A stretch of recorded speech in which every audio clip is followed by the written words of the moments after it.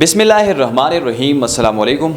ګرانو ملګرو وحید الله خان ما دا مهال د سوات په سیمه چالیار کې موجود ما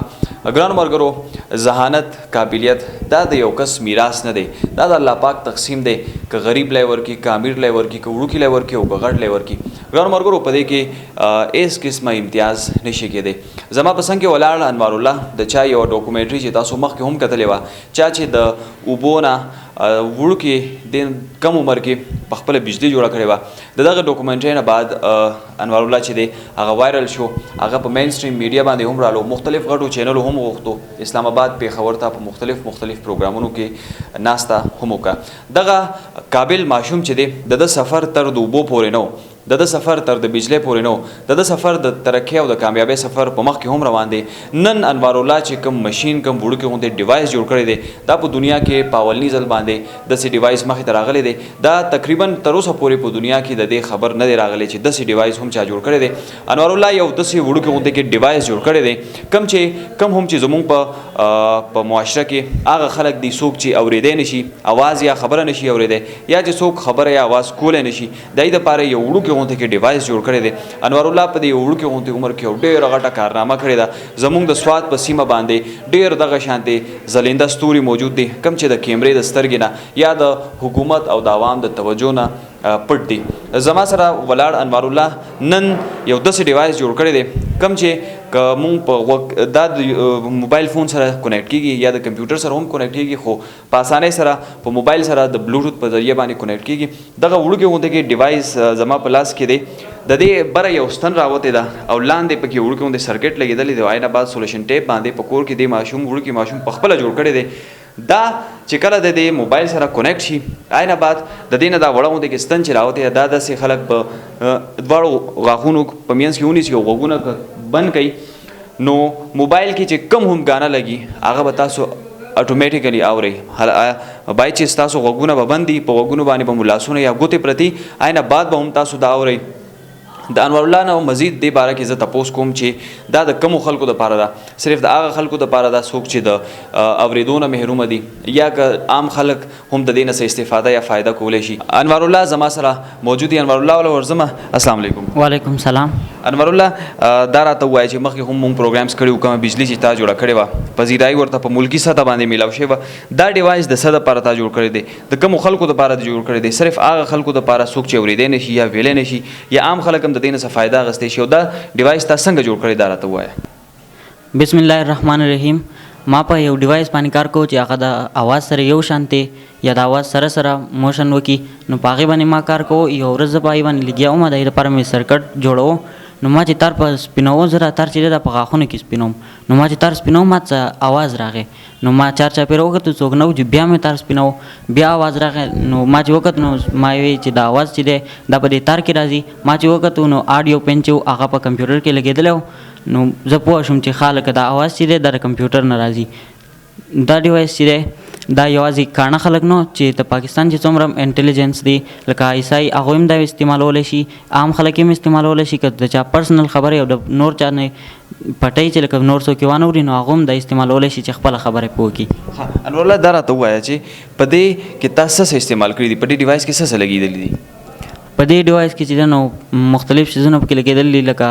دا چې دی دا د الکترومیګنیټک فیلډ په ذریعه باندې کار کوي نو هغسې څیزونه پکې لګېدلي دی په مناسب باندې او دا چارج کېږي هم او دا چارج کېږي د موبایل په چارجر باندې لکه اوس یو کس چې د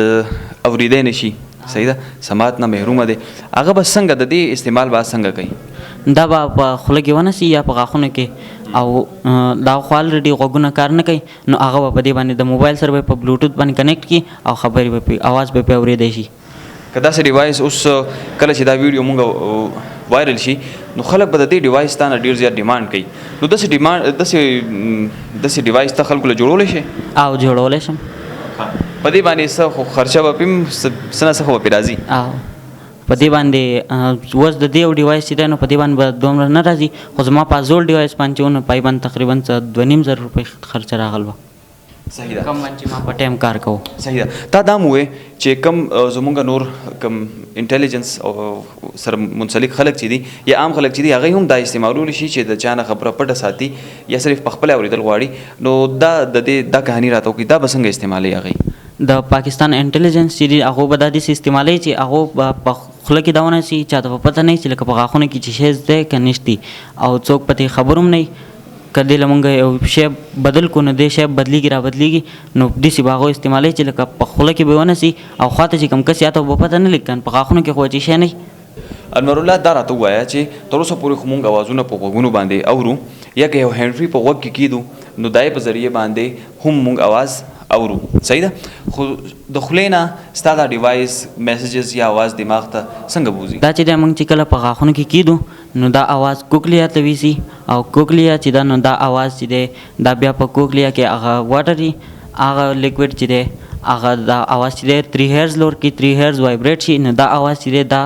هغه 3 هرز چې دی دا بیا نور ویسي او دا اواز چې دی د کوکلیا نه بعد بیا برین ته لاړ شي. دا راته ووایه چې دا ډیوایس تر اوسه پورې تا چاته ښولی دی سکول کې یا بل چاته؟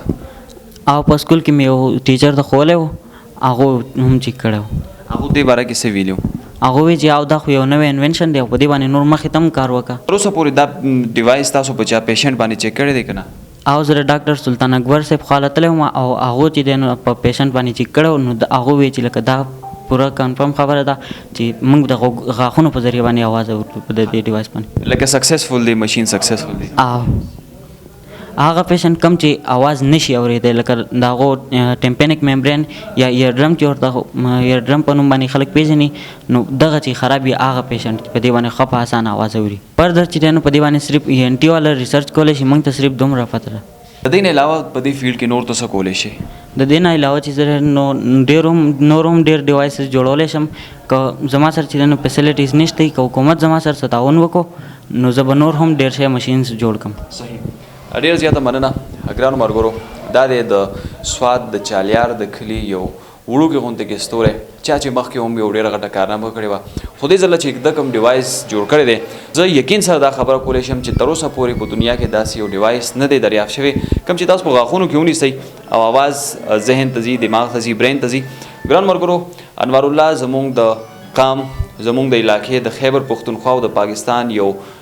ډایمنډ دی یو هیره ده. داسې ډایمنډ مخکې هم ډېر زیات ضایع شوي دي. د ګورنمنټ نه زما درخواست دی دوی مخکې په یو ویډیو کې ویلي چې عمران خان صاحب سره میلاوېدل دا زما د ژوند ټول نه غټ خواهش دی که عمران خان صاحب یا د هغه سره ریلیټډ څوک هم کسان زما دا ویډیو ګوري نو د دې ماشوم سره یو پیر میلاو شي دغه کې دننه ډېر زیات ګټس دي د ډېر زیات څه کولی شي د مختلف قسم ډیوایسونه هم جوړوي د ټول ورځ په کور کې ناست دي مختلف ډیوایسونه جوړوي خو د ده سره د فیسیلیټیز ډېر زیات فقدان دی او موږ ټول د یو قسم بیډر کلاس فیملی سره یو د ده سره فیسیلیټیز چې دا ډېر زیات فقدان دی. ګران ملګرو هم د دې سره زموږ دا نننی پروګرام خپل سر ته رسي خو دې تمې سره چې داسې زموږ په وطن کې څومره هم چې ډایمنډس دي دا به نه ضایع کېږي. انشاءالله حکومت به د دې سره تعاون کوي او داسې ډایمنډس یا هیرې چې دي هغه مخکې راځي. تر بل پروګرامه پورې وحید الله خان له اجازت ورکوي. د لوی الله په امان.